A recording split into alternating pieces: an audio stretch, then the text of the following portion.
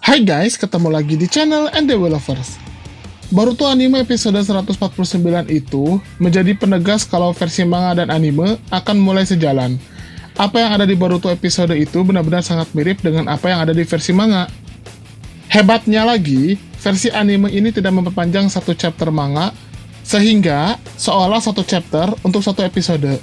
Yang serunya di episode ini adalah pergerakan bandit Mujina dan Kara sudah mulai terdeteksi. Mengapa saya bilang Kara? Ada penjelasannya. Kali ini kita akan bahas.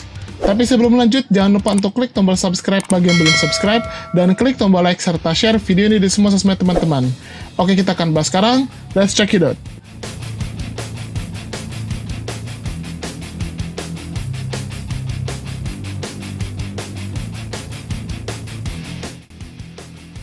Episode 149 ini memang cukup seru karena sesuai dengan apa yang terjadi di manga.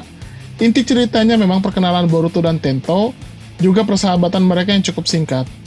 Tadinya, saya mengira persahabatan Tento dan Boruto akan dibuat 2 atau 3 episode, seperti layaknya anime Boruto yang banyak filler. Tapi, ternyata tidak. Ini sih satu chapter satu episode. Bagusnya tentunya kita akan cepat sampai di cerita pertarungan Boruto dengan geng Mujina dan terungkapnya Kara. Jeleknya, hal ini akan membuat salah satu arc ini selesai dan dibarengi dengan filler yang cukup banyak. Tapi tidak apa-apalah. Sekarang kita akan bahas apa yang saya sebutkan tadi. Jika episode ini mulai diperlihatkan pergerakan bandit Mujina dan pergerakan Kara. Pertama, kita jelaskan dulu pergerakan bandit Mujina. Bandit Mujina ini sebenarnya bukan berisi para shinobi yang luar biasa kuat seperti Akatsuki. Bandit ini sebenarnya berisi para pencuri atau penjahat dengan level kekuatan yang setara dengan Chunin atau Jonin saja. Tidak istimewa memang. Yang istimewa adalah pergerakan dan sosok pemimpin bandit ini sangat sulit dilacak. Ya, itu karena adanya teknik Shikabane Bunshin milik Shojoji, yang membuat Shojoji bisa berubah menjadi siapapun, tapi tentu dibarengi dengan kematian orang yang diserupainya. Nah, di episode ini, kita melihat Shojoji mulai beraksi. Yamaoka, yang sejatinya adalah pengawal setia Tento pun, menjadi korbannya. Bagaimana cara Shojoji bisa masuk ke Konoha tanpa ketahuan? Jawabannya, karena dia menggunakan tubuh Kokuri yang sebelumnya sudah diberikan izin untuk berada di Konoha, sehingga kalaupun dia kembali tidak akan dicurigai. Shojoji ini kemudian memakan Yamaoka, dan otomatis, karena tubuh dan otaknya Yamaoka sudah dimakan Shojoji, maka Shojoji memiliki tubuh dan ingatan Yamaoka dengan sempurna. Tujuan Shojoji menjadi Yamaoka ternyata untuk menculik Tento Madoka agar nantinya bandit Mujina bisa mengajukan permintaan dengan memanfaatkan posisi Ikkyu Madoka sebagai daimyo negara api. Pertanyaannya, memang apa permintaan dari geng Mujina dan mengapa yang diincar Tento Madoka bukannya Boruto? Bukannya Tento Madoka sangat lemah? Tentunya jawabannya karena Tento Madoka adalah anak kesayangan dari Ikkyu. Tentang apa permintaan bandit Mujina sebenarnya sudah terjawab di manga Boruto. Bandit ini meminta tebusan untuk Tento dengan uang yang sangat banyak, dan satu lagi permintaan mereka, yaitu Ikkyu berbicara pada negeri Kusagakure untuk melepaskan semua tahanan yang merupakan anggota bandit itu di Kastil Hozuki. Jadi, mereka ingin Ikkyu membuat Kastil Hozuki melepaskan semua tahanan anggota bandit Mujina.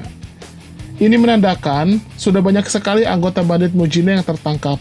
Harusnya sih mereka membocorkan rahasia bandit itu. Tapi karena sumpah mereka pada Shojoji, para anggota bandit ini tidak pernah membocorkan tentang bosnya itu. Sehingga Shojoji masih bisa berkeliaran tanpa ketahuan. Karena Kusagakure adalah sebuah desa kecil yang tidak ada di bawah satu negara pun, mereka merupakan desa mandiri. Tapi, mereka banyak mendapatkan bantuan dari negara api, sehingga jika negara api melakukan intervensi, pastinya itu akan dipenuhi oleh Kusagakure. Nah, saya bilang tadi di awal, jika pergerakannya tidak hanya pergerakan bandit Mujina, tapi juga ada pergerakan Kara yang mulai terbaca di episode 149 ini. Pergerakan seperti apa? Kan tidak ada satupun anggota Kara di episode ini. Jawabannya, pergerakan di sini adalah pergerakan dalam hal politik. Di video saya sebelumnya, yang linknya bisa teman-teman klik di kanan atas, Saya pernah menjelaskan jika Kara saat ini memiliki rencana jangka panjang dan jangka pendek. Jika rencana jangka panjangnya adalah menyerap habis seluruh energi bumi melalui pohon cakra, dan itu merupakan rencana utama dari Jigen atau Ishiki Otsutsuki.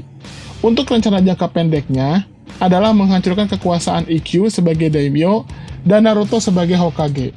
Untuk rencana jangka pendek ini, cara mereka sangat halus, yaitu dengan menempatkan anggota Outer Kara di dalam konsil tetua daimyo. Konsil tetua ini bisa dikatakan semacam DPR atau Dewan Perwakilan Rakyat bagi negeri api. Mereka berisi sekelompok orang yang bertugas mengawasi jalannya pemerintahan yang ada di bawah kekuasaan daimyo. Daimyo itu seperti presiden kalau di Indonesia. Untuk masalah anggaran, seorang daimyo harus berkonsultasi terlebih dahulu dan mendapatkan persetujuan dari konsil tetua. Jadi, dengan persetujuan konsil tetua ini, anggaran untuk desa ninja bisa ditentukan seberapa besarnya dan kemana saja pos-posnya. Nah, inilah yang terjadi, di mana para konsil tetua yang sudah disusupi anggota Kara mulai membuat kebijakan yang memberatkan Konoha. Karena mereka, Ikkyu pun terpaksa memangkas anggaran pertahanan. Ini jelas sebenarnya berbahaya, karena jika anggaran pertahanan dipangkas, akan membuat pertahanan suatu desa atau negara menjadi melemah. Sedangkan Konoha saat ini masih gencar mencari bekas peninggalan Kaguya melalui Sasuke, yang tentunya memerlukan anggaran besar. Ikkyu mengatakan anggaran itu akan dialihkan menjadi anggaran untuk pelayanan masyarakat dan pendidikan yang selama ini memang kurang diperhatikan. Sekilas, pengalihan anggaran ini sepertinya benar, tapi sebenarnya itu adalah hasil tipu daya anggota Outer Kara yang masuk ke konsil tetua. Tujuan jelasnya, jika pertahanan melemah, maka Konoha dan negara api lebih mudah diserang. Selain itu, anggaran pertahanan juga sejatinya untuk mendanai penelitian, sekaligus pengembangan senjata Sense Ninja. Kalau anggaran itu dikurangi, otomatis mengganggu penelitian dan pengembangan senjata itu. Ini akan secara perlahan membuat negara api dan Konoha melemah, sehingga jika terjadi perang, maka mereka bisa dikalahkan. Tentunya, jika itu terjadi, akan membuat masyarakat perlahan tidak lagi percaya kepada daimyo dan Hokage, yang nantinya keduanya bisa digulingkan dengan lebih mudah. Untungnya, hubungan daimyo dan Hokage saat ini sangat mesra. Bahkan pertama kalinya, hubungan mereka begitu mesra.